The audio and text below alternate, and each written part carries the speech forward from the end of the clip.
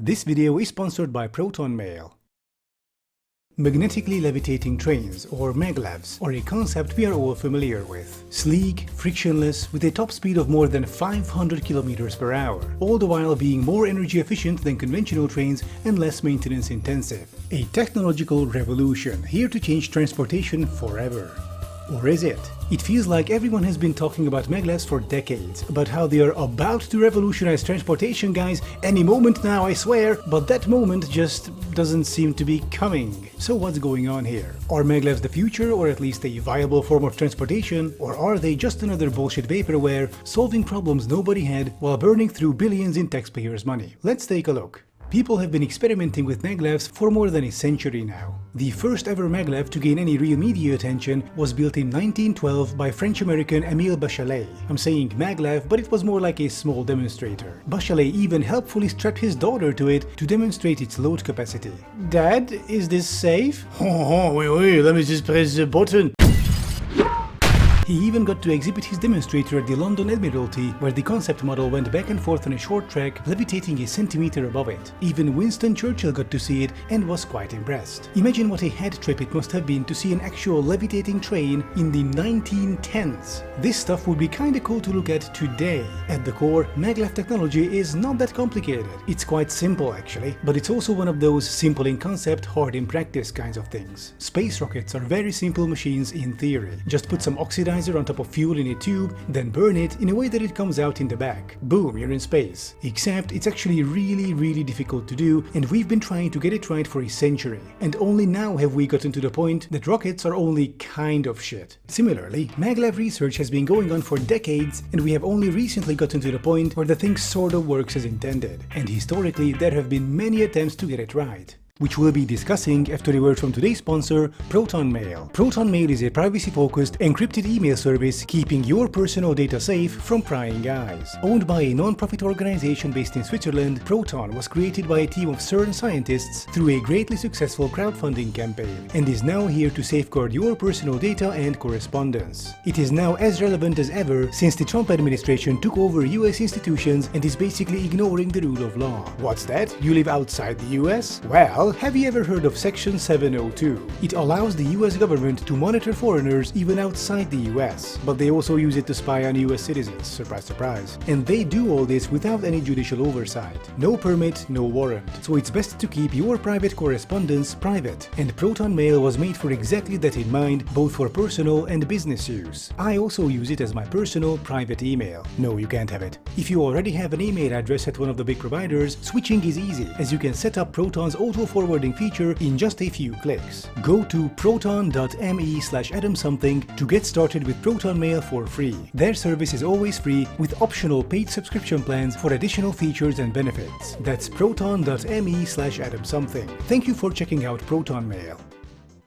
At some point, everyone was in on maglev tech, even the Soviets, who built the most Soviet sci-fi looking thing ever to exist. They envisioned it as a sort of high-tech airport express, though it never made it past the prototype stage. Japan had built numerous prototypes and smaller scale systems like the Linamo line, originally built for the 2005 Japan World Expo. South Korea was also in on it, building a small prototype system to serve the 1993 Daejeon Expo, and later a whole new line to Seoul's Incheon Airport. Germany had been heavily involved in development, constructing several smaller, lower-speed systems, eventually culminating in the Transrapid. Massive plans were made. Multiple Transrapid lines were proposed across Germany, chief among them Berlin-Hamburg, bridging the divide between former East and West by the power of technology. Also a maglev line from Munich's main railway station to Munich Airport, a project described in the legendary Maglev-Rede, or maglev speech, by Edmund Stoiber, the then Minister-President of Bavaria. In his own words, "If you, from the main railway station in Munich,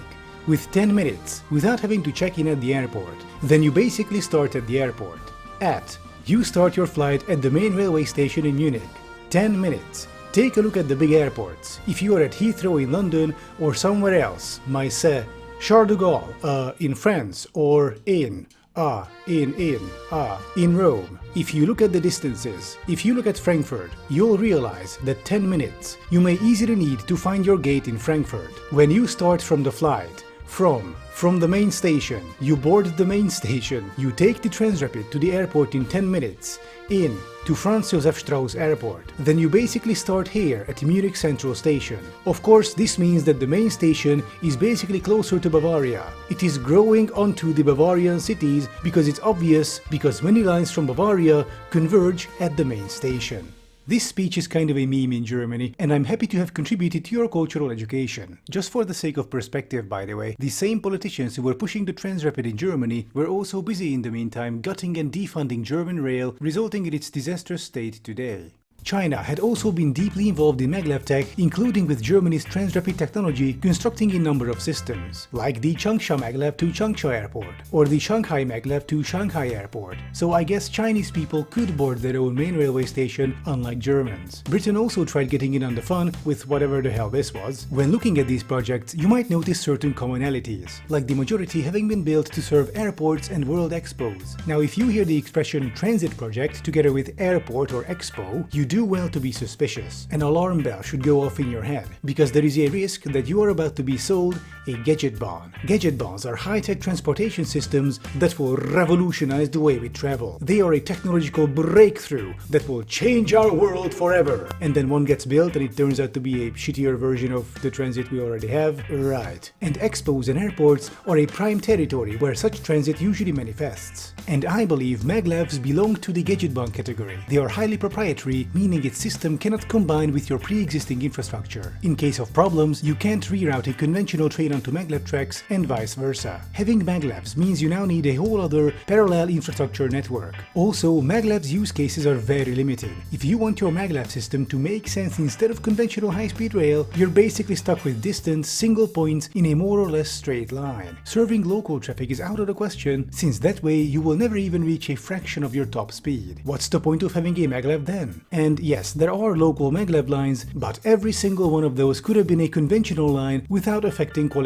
of service. Maglevs are like VR basically, a very specialized and high-tech gadget that's very good at certain things and near unusable for others. Try playing with continuous movement in Half-Life Alyx. You'll be throwing up after 5 minutes. But how can I be so quick to write off the technology? Japan is building a brand new maglev line right now, the Chuo Shinkansen, which will enter service in just a few years. Meanwhile, Shanghai has its famous operational maglev line whizzing passengers at 430 km per hour. Not so fast, literally. The Shanghai Maglev is the only appreciable high-speed maglev line we have on the planet right now, in regular operation that is. And by that I mean a line longer than just a few kilometers, which regularly achieves high speeds in everyday operation. And it's complete shit. The line is impractical, as it doesn't go all the way to the center, meaning you have to change trains halfway. All the while there is a direct metro connection duplicating its route, which actually takes you to the center directly. Operation is horribly expensive, and that famed speed of 430 km per hour had since been reduced to 300. And even when it operated at full speed, it was only reached on a short section in the middle. You could get distracted for a minute and miss it. The whole line is 30 km long, which the train covers in about 8 minutes. It's basically just a tourist attraction right now, with no real use to the city of Shanghai. And it's even kinda bad at being a tourist attraction. People who took it talk about the trains looking dated, since they haven't been overhauled in a quarter of a century. Also, 300 km per hour is just not that big of a deal anymore, in an era where conventional high-speed trains can reach 350. Oh, but look, China is still investing in maglevs and they have a whole new prototype to test at very high speeds. Yeah, they do. They're hedging their bets. There are lots of potential avenues for innovation and competition, and you never know which one will go big, so you invest in multiple and see what happens. Maglev development is just one of the many irons the Chinese are keeping in the fire, just in case. Ah, but the Japanese are building their own maglev line now. The Chuo Shinkansen, a 438 km long intercity maglev line, whisking passengers at 500 km per hour. Well, in about a decade, on the first segment, with the construction having already gone on for a decade now. Then, once the first segment is done, in a decade, you'll have to wait another decade for the second segment, if all goes well, costing between $60 and $70 billion in 2025 dollars, before the Trump hyperinflation. The Chuo Shinkansen illustrates the problem with maglevs rather well. Past a point, a project will just take too long to build for too much money for relatively little benefit. Decades of construction, tens of billions of dollars, so you can get from Tokyo to Nagoya 45 minutes faster. But you also need to first get to Shinagawa Station in Tokyo as opposed to going straight from Central Station. So building this proprietary, extremely lengthy and expensive project might not make a whole lot of sense after all. Compare the Chuo Shinkansen to the original Tokaido Shinkansen, which replaced the old Tokaido line between Tokyo and Nagoya. The Japanese Diet approved the plans in 1958, and 6 years later they already had the first segment up and running, with the entire Tokaido Shinkansen ending up costing about $12.5 billion,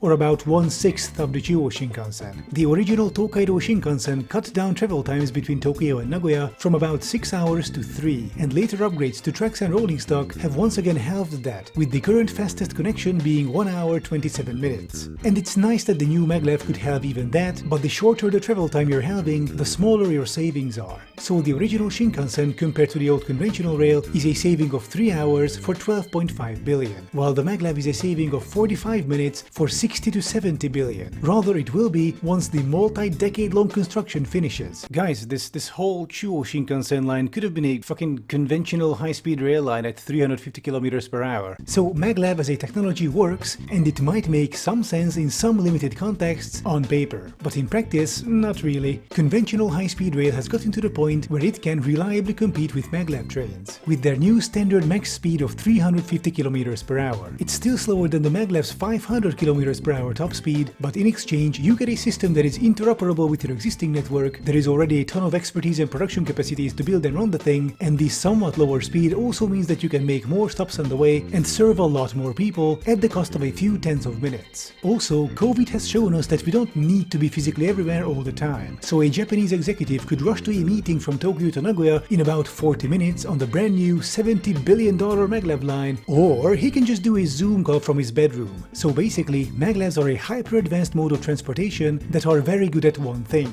speed, but are lacking in basically all other aspects, compared to conventional high-speed rail, which is a far more balanced mix of benefits. And it's also a question whether we need to be able to get everywhere that quickly to begin with, versus just firing up Zoom or something. My answer to that question is no, and for all these reasons, I consider maglevs to be gadget bonds. Unless we figure out ultra-cheap, high-temperature superconductors or something, let's just stick with conventional high-speed rail.